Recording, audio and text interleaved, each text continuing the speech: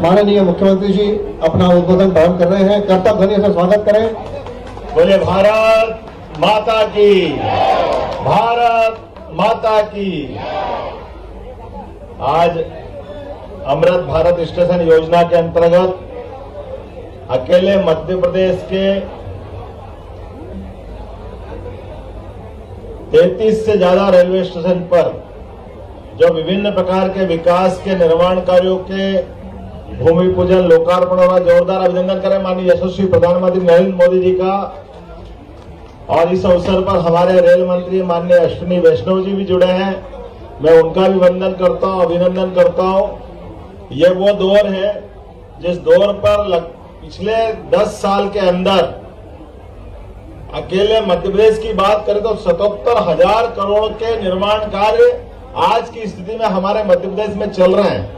कोई सोच सकता था आज से 10 साल पहले 200 करोड़ रुपया रेल को मिल जाए तो ऐसा लगता था कि बहुत बड़ी बात हो गई।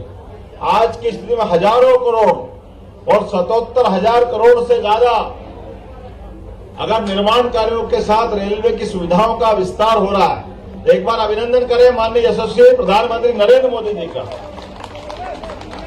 और रेलवे स्टेशन भी कैसे बन रहा है, भारत का नहीं विश्व के स्तर के रेलवे स्टेशन। हमारा अपना पुराना हबीबगंज, अभी रानी कमलापति के नाम से जिसको जानते हैं, वंदे भारत ट्रेन, जिस ट्रेन के माध्यम से ट्रेन की स्पीड, अब विदेश हमारे यहाँ की रेल के इंजन, रेल की बोगियां, हम पहले विदेश की तरफ देखते थे, लगता था कि हमको अपने देश में बुलाना चाहिए। आज बदलते दौर का भारत है, हमारे यहाँ से अपने रेल की सुविधाओं के लेकर के निर्यात हो रहा है।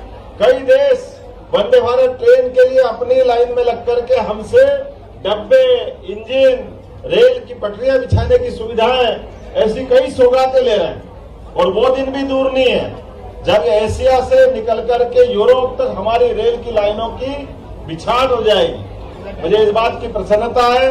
हमारे यहाँ पहले शहर में मेट्रो आ जाती तो बहुत बड़ी बात हो जाती थी, लेकिन मेट्रो की स्पीड भी वंदे भारत मेट्रो की स्पीड से आधी है। इसलिए मेट्रो भी शहर में लाना है कि नहीं लाना, जितनी आ गई वो आ गई। लेकिन वंदे भारत के आधार पर जैसे आपके यहाँ अगर सीहोर से भोपाल लाना है तो वंदे भारत मेट्रो आपके यहाँ 160 की स्पीड तक जा सकती है।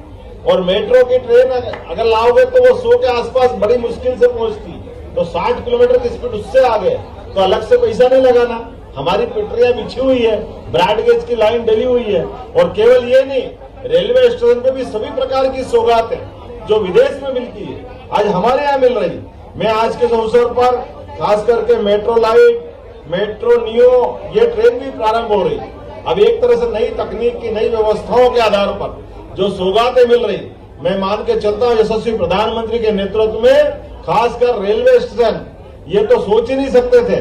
आज हमारे अपने बीच में से ये जो नई सौगातें मिल रही, मैं इनकी बधाई देना चाहता हूँ। यशस्वी प्रधानमंत्री हमारे बीच में 2-4 मिनट में ही मिलने वाले हैं, तो मैं उनको बधाई देना चाहता हूँ, जिनके माध्यम से पूरे प्रदेश के अंदर, खास करके मैं पिछली बार वैष्णव जी से मिला था, उन्होंने कहा आपके यहाँ 4 लेन तो बहुत बन गया, सड़कें अच्छी हो गई, 5 लाख किलोमीटर से ज्यादा सड़कें आपके यहाँ हो गई, लेकिन रेलवे नेटवर्क की बड़ी संभावना है। तो उन्होंने कहा आप प्लान बनवाइए।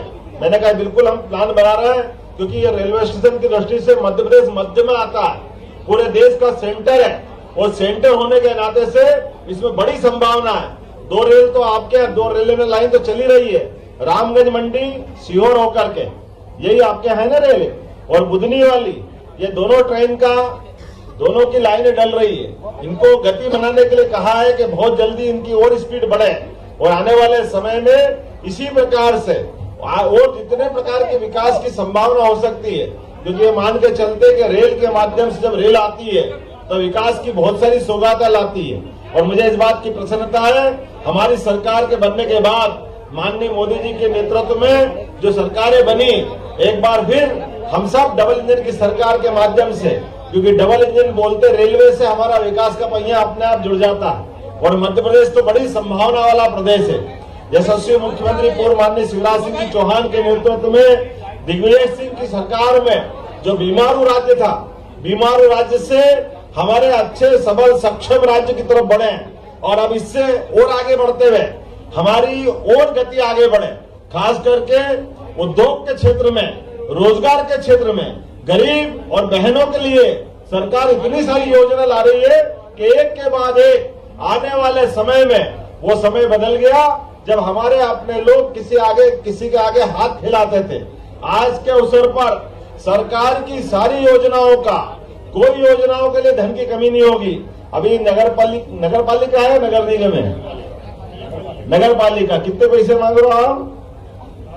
नगर पालिका की तरफ से अध्यक्ष जी है ना, आपने कुछ मुझे एस्टीमेट दिए तो मैं यहीं से देने की घोषणा करता हूं, आपके सीहोर के लिए सौगात देने के लिए, क्योंकि हमारे लिए रहते हुए खासकर माननीय शिवराज सिंह जी चौहान का जिला है और मैं खासकर आपके सीहोर से विशेष प्रेम करता हूं। ये पूरी मंडली, रवि भैया, आपके राय साहब और हमारे गोपाल इंजीनियर, आस्था विधायक जी, अभी करण सिंह जी हमारे साथ थे, इच्छावर के विधायक, और उनने कहा,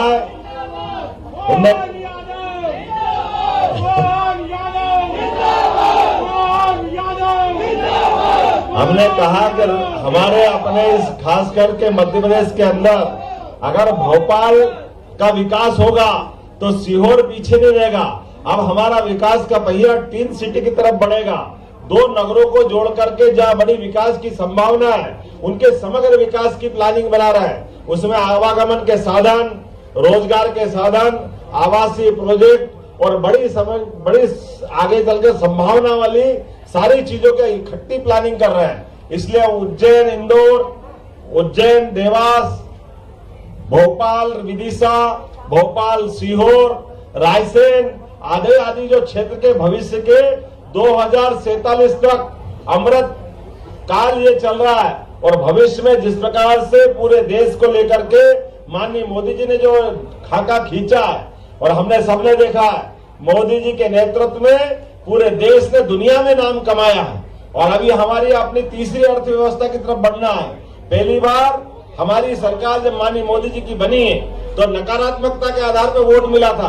कांग्रेस ने 10 साल में सरकार उनकी फेल हुई। इसके कारण से हमारी सरकार माननीय मोदी जी की तरफ देखते हुए जो गुजरात में विकास का काम उन्होंने किया था तो जनता हमारे साथ आई।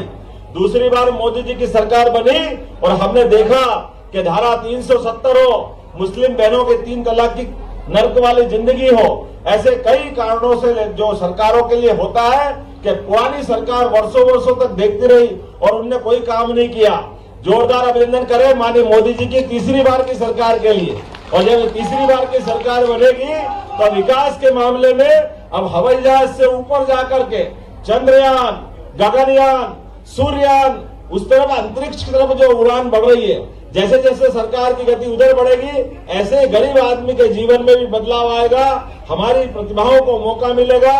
सभी प्रकार के अवसरों को उपलब्ध लेते हुए मैं आज एक बार फिर सारी सौगात की बधाई देता हूं। बहुत बहुत धन्यवाद। भारत माता की जय।